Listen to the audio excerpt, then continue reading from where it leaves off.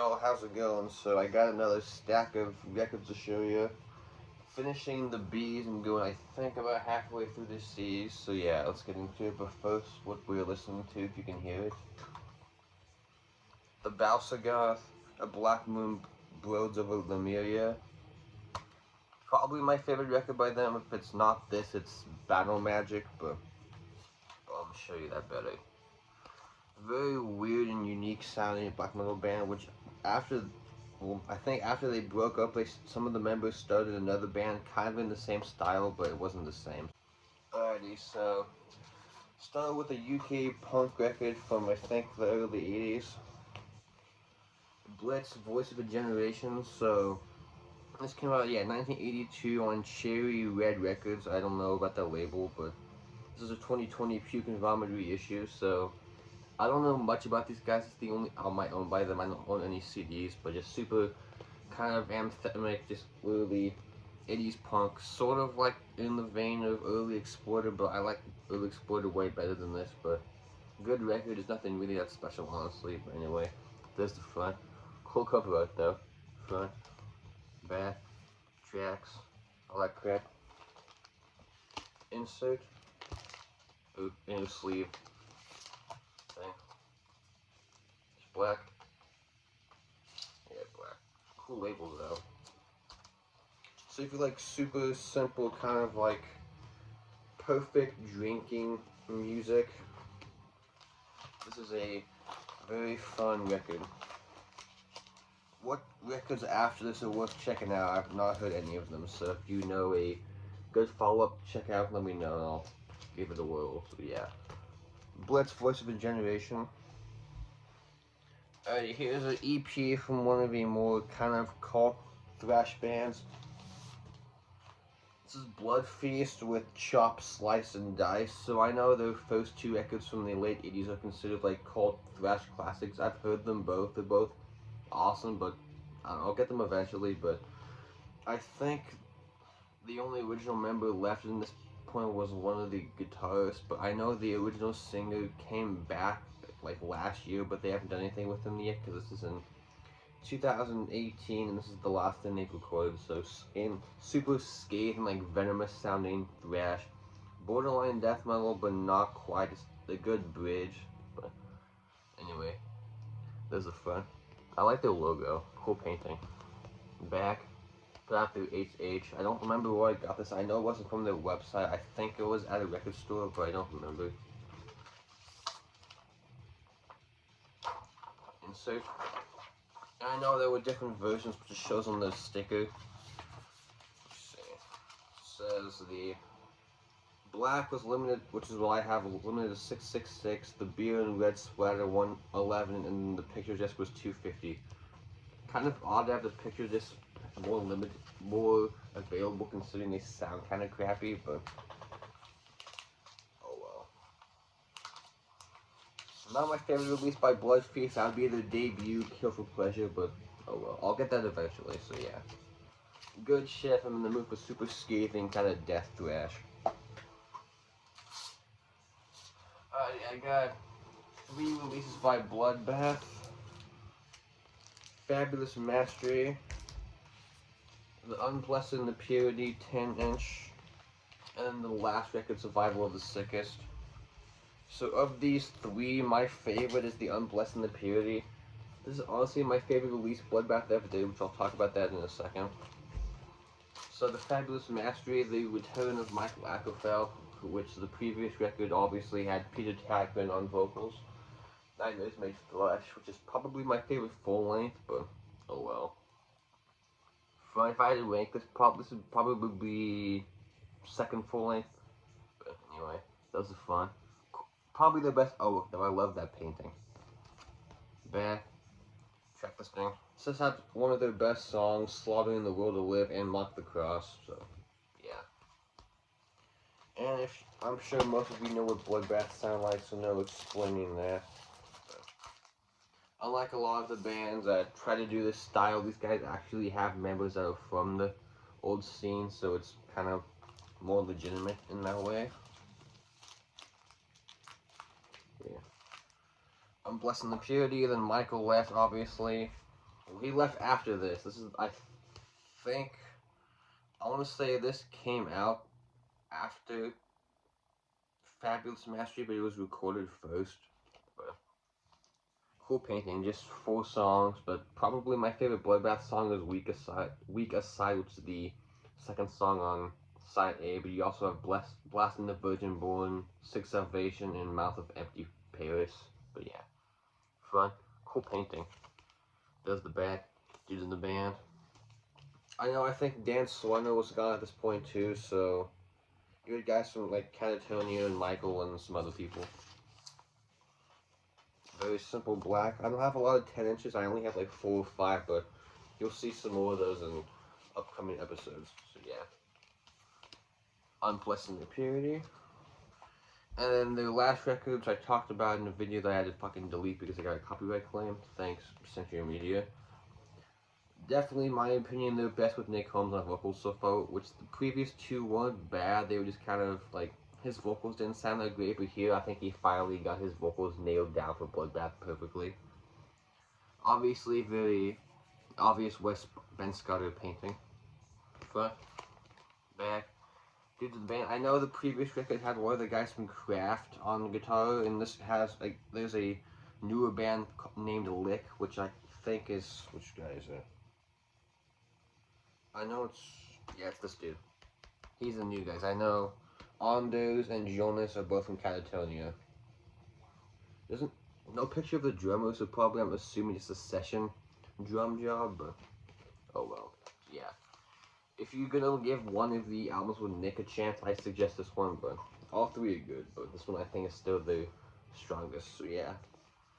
Bloodbath are awesome. I have Nightmares and the first one, Nick on CD. I'll get the rest eventually, but yeah. I got 4 albums by Bluth, Ass and Nord. I think this Memoir of a Tushka one. Yeah, Memoir of a Tushka one, Follow the Icy Age. 777 Sex. Not sex, you know what I mean. 777 the Disintegration. I don't remember which one came out first, but it's not important. They have a lot to share. And then 777 Cosmosophy. See, these guys are definitely one of the bands that they like to change style quite often, but within their own trilogies it stays the same. So if you want to check out them and you think, oh, I hear one of the records from the trilogy, I don't know if the next one will be different. No, they always stay consistent within each trilogy, but sometimes the trilogies are out of order. Like Memoriam Fatusha, I think the next one in this trilogy wasn't until like 10 years later, which is kind of weird, but this is probably my favorite full length that they've done, but it's hard to say because what I've heard, I like most of it. But to me, they definitely have some different sounds, like I said. They have a more kind of melodic, atmospheric side, which these 4 records are definitely from that sound. They have a more like super evil nightmare-ish sound, and they have like almost industrial sound, but of those 3, my favorite's definitely their more atmospheric, melodic side. Probably why the 4 records I have by them are from that sound, but oops. Download code. Anybody who wants this, go ahead and use it. You're welcome. In your sheet. So despite owning only one of the Memoria Patushka trilogy, that's probably my favorite trilogy that they did. But, oh well. I think this is their second record. Came out in 97 originally. I don't remember, but I think it was 97. I know the debut was 95. Awesome. Newish reissue from Deborah Morty, I think. Yeah, Deborah Morty doesn't say the year. I think it was 2021, but I don't remember. Yeah. Fathers of the Icy Age, definitely my favorite record by them. And I don't remember which one of these came first, but I'll show it this way, I guess. So, the first 777. Honestly, unlike a lot of trilogies, some trilogies that bands do, they don't really match style-wise. These guys, I think, did it right, where each album kind of follows a good sequence, so I definitely suggest listening to them in order if you want to get the full picture. But anyway, there's the front. Back. This one's probably my favorite of this trilogy, but all three are awesome, so hard to pick a favorite. And these are all, I think they're all Deborah. Yeah, I know Deborah Morty did repressed all of these last year, and I bought all three at once, but they also did a box set version, but that was a little bit more expensive, so I didn't feel like spending the extra money on that, so I just got the standard edition.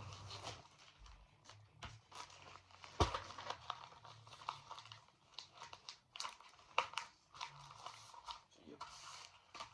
777 Sex. Awesome release. And I think this one's next, but I don't remember.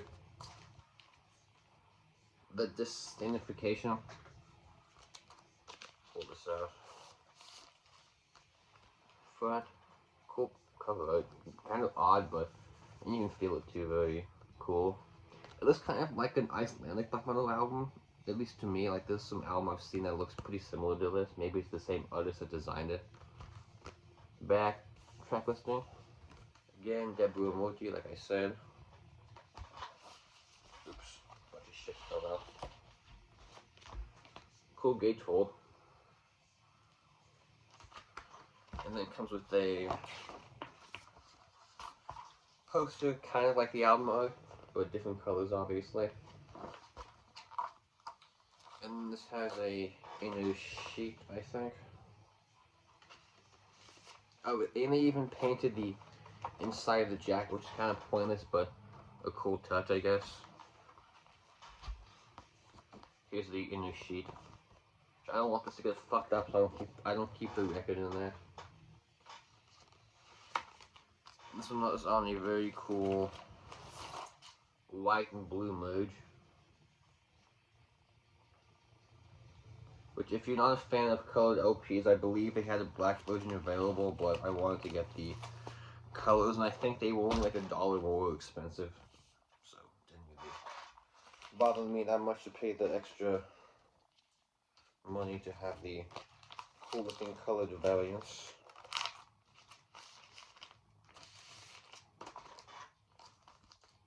Yep, second 777, I think, if I don't remember, I think it's the second one. And then Cosmosophy. This one seems to be the most popular one. It's probably my second favorite behind the first one, but anyway. That's the front. Cool looking snakes. Is that a snake? It looks like snakes kind of, but anyway. Cool cover art again. The back. Nice gatefold with some a little, what is that? Oh, that's in French, so I'm not going to be able to read that, so never mind. Even though I took 2 years of French in high school, I completely forgot most of the stuff I've learned, so I'm not going to even attempt to pretend I know what that says. Again, another big poster.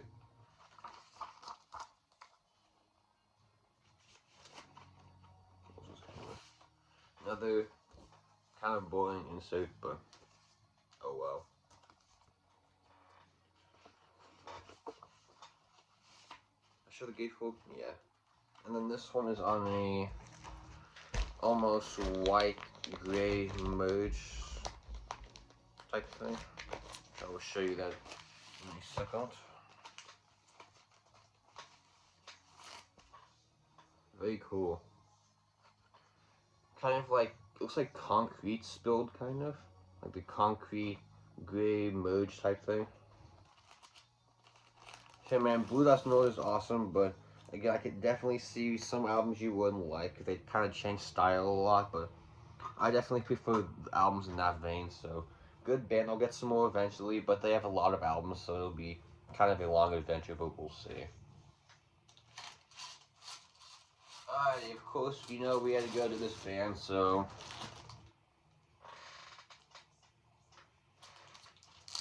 both forward, of course I have all of them, so the debut, In Battle There Is No Law, borderline, not really death metal yet. I argue it's kind of like a super dirty, kind of death metal leaning crust punk record. But very unique for that sound, which I know they were definitely influenced by a lot of the bands back in the day, so it kind of makes sense. But anyway, there's the front. Cool cover art. And it's definitely more punk looking album artwork than what they would get later on. But front, back, check this thing. Back on Black reissue, which I don't spin this one as often as I do some of the other ones, but I'm not really sure why, but good record, just not one of my favorites by them. Nice gatefold, very simple, just the lyrics. So yeah man, if you're more of a Crust fan than a straight up Death Note fan, this is definitely the album by Bolt Thrower I suggest. But like I said, not one of my favorites, but still good if you're in the mood for crusty punk type stuff. Realm of Chaos, to many their favorites, not mine, but that new cover art's pretty bad, which I know they got sued for the, not sued, but they had better cover art, but when they went to go reissue at the game shop, said, no, we don't think so, make your own, so they did. But I want the OG mainly because the OG cover art is a lot better than this one. This one's kind of not that good, but oh well. Front, back. I know people say every Bolt Thrower record sounds the same. I disagree. I think their first 3 or 4 records each sound like a totally different band. Where this is like probably the heaviest and like most mid-pace and down-tuned sounding. But there are moments of speed, but it's more just kind of like super heavy, down-tuned, choppy shit. Favorites on this one, probably Through the Eyes of Terror, World Eater, and the title track. Or Plague Bearer, so yeah. In my top 3 or 4, but not my favorite. Just wish they could actually use that cover art, but oh well. I have a bootleg t-shirt that has the OG artwork, so that's pretty rad, so yeah. Bolt Thrower, Realm of Chaos. War Master, this used to be my favorite a few years ago, but another one dethroned it. It's probably number 2 now. Probably the best artwork though, at least in my opinion. So yeah, front, back. And I'm going through these kind of quick, but you all know what both of us sound like, so no point in me trying to sit here and explain what they sound like for 10 minutes. Favorites on this one, did it come with anything else? No. Favorites on this one, The Shreds of Sanity, Cenotaph, and Afterlife. If you're not familiar with them for whatever reason, this is probably a good starting place, but honestly, I would say start anywhere and you'll hit a solid record, because they don't have a bad record, in my opinion. They have one that's kind of so-so, but it's not even close to bad, but yeah. War Master, Fourth Crusade. This is honestly like the doomiest record, kind of. Especially like the title track, Wood Next to Conquer, Dying Creed. Definitely some doomy stuff, but also some more faster songs too, but I really want a t-shirt that has that a flag. I love that style of like old school painting. Very cool. The back, giant eye. Doesn't come with anything, just on black wax, so no weird cheek, no way. It does, never mind, I lied. Forgot it has this. Lyrics again. Members of the band. If I could go back in time and see any band, these guys would be my answer. I never got to see them live, unfortunately. But I got into them, and literally like 2 months after I got into them, they broke up, so there was that. So that sucked, but anyway. Yeah. Fourth Crusade. And then this, we have their best record, at least my favorite, For Victory. If I just suggest only one, this is my answer every time, man. Favorites on this one, probably the title track, or Remembrance, or Silent Demise. But this whole album kicks ass. Perfect riff record. Kind of a lame cover art though. It's for an album that kicks so much ass. They could have had it a lot better artwork, but oh, that's just me. Simple lyric insert again.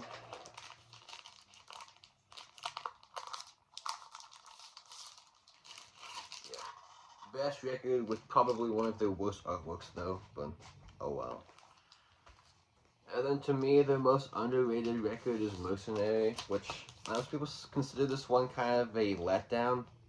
I don't know what you're talking about if you say that, but oh well, I guess compared to Full Victory, maybe, but still an awesome record. Favorites on this one, the title track, To the Last, and No Guts, No Glory, and 6th chapter. Right, front, back, again the giant eye type thing. See, the back has a better, the full painting, could do it that way. Again, lyrics sheet on the gatefold. These all on black, which I know there was a version of Honor, Valor, Pride that had a poster included, which I wouldn't have liked that, but I have a poster obviously for the last one, but oh well. Yeah, Mercenary, awesome record. And then if someone was getting into both through and they said I want to get into every album except one, and I couldn't tell them not to skip one, this is probably the record I would say it's the one you're okay to skip, but I still suggest it's good. So me basically saying this is my least favorite, but still very listenable, mainly because they had a different vocalist, which is named the dude from Benediction. Fuck, I don't remember what his name was. Not Mug something. Dave Ingram, that's it. So they had Dave Ingram from Benediction on vocals, which I'm not a huge Benediction fan.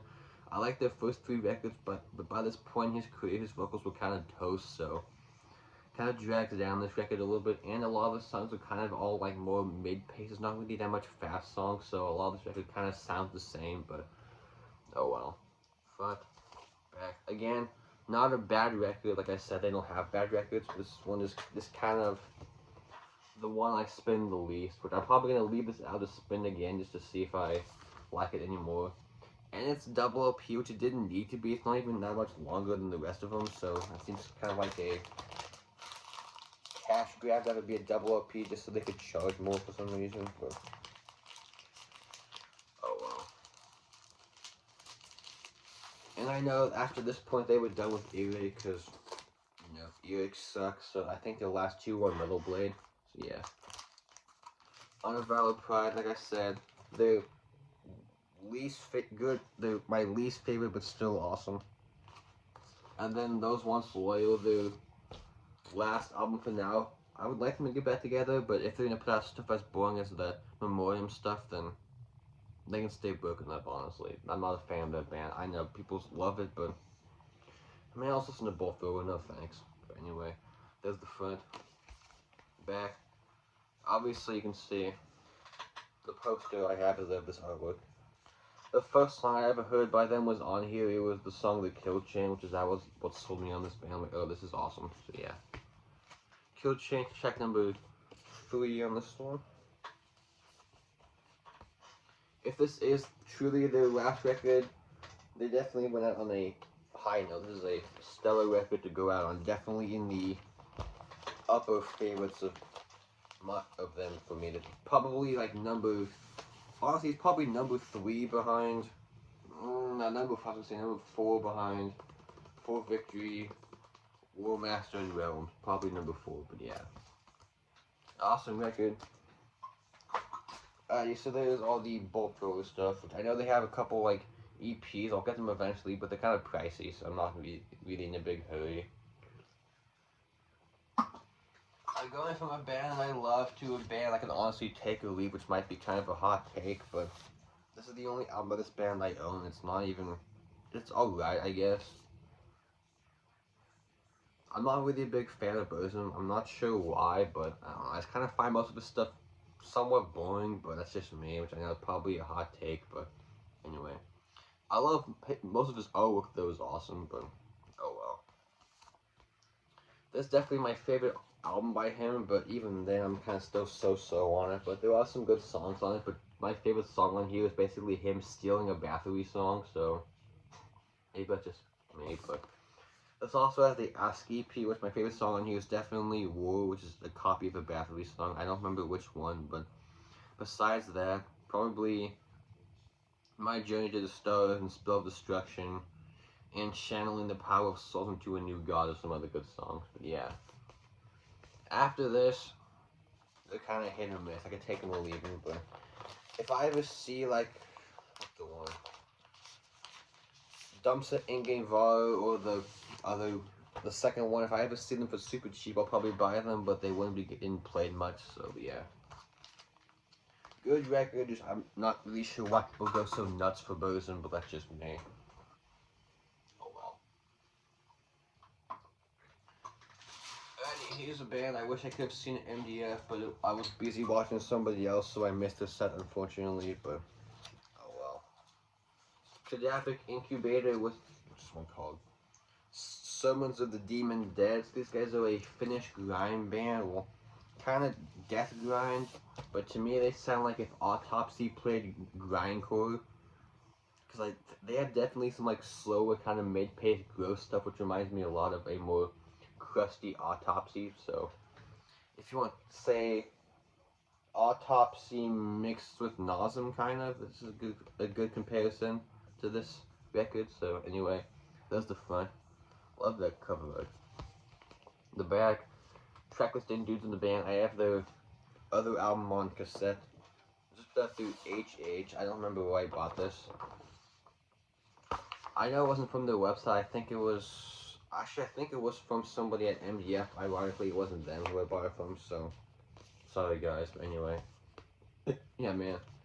It's good, super fun, kind of deathy doom influence, nasty grind record from Finland. So yeah. Good band. Hopefully they come to the States again so I can actually see them. So yeah. Cadafic Incubator, Summons of the Serpent Dead. Fun release.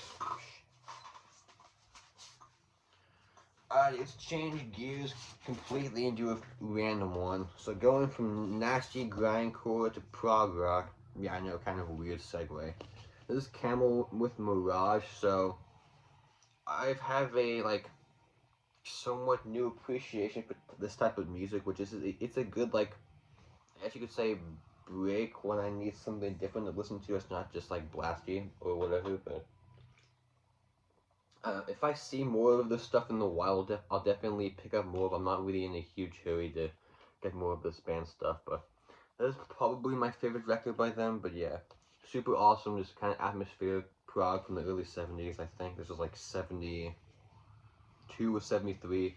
Obviously not an OG. It's a super nice reissue press from the, I think, like mid 2000s. This was 74 originally. Okay, so 74. I don't know what year this came out reissue, but yeah. There's the front, back, insert. Just black. Yeah, it's black.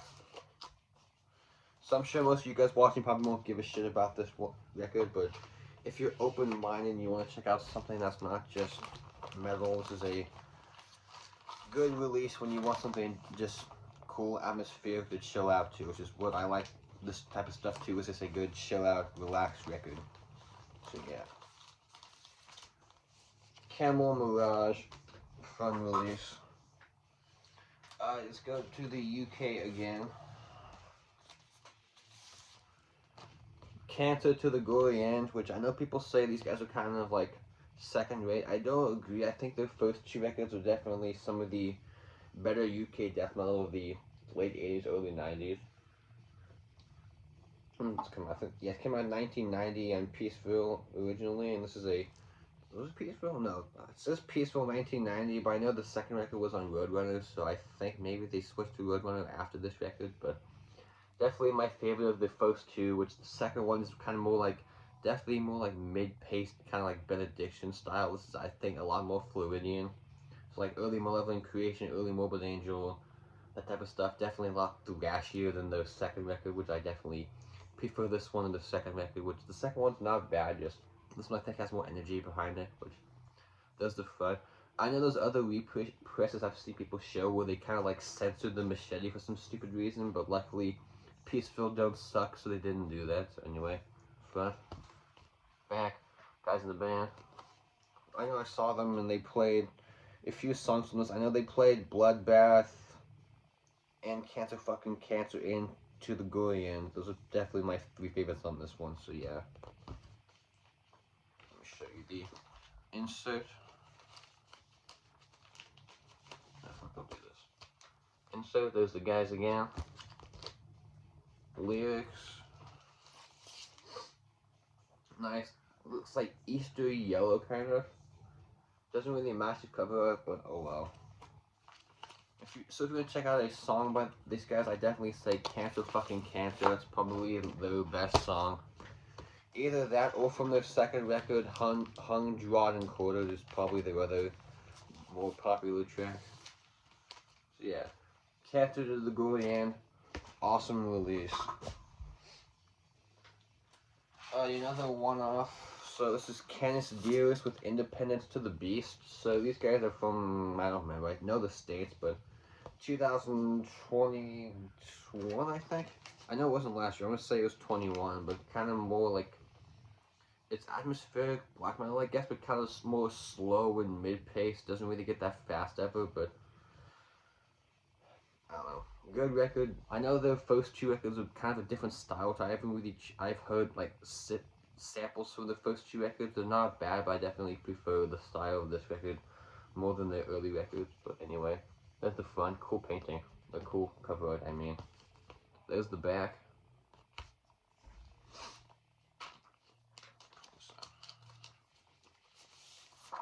In the sheet. I was put out through binding if I didn't say, but I'm sure most of you know that anyway. White LP. Other people are bitching because they won't put out the Panopticon record on CD, but man, I mean, what, this comes with a CD and a download code, and it was like 20 bucks, so you can't beat that. So stop complaining, you fucking CD only people. It's not that bad. Just buy the LP and you could hang on your wall or something. It's only like $22, so it's not that bad considering.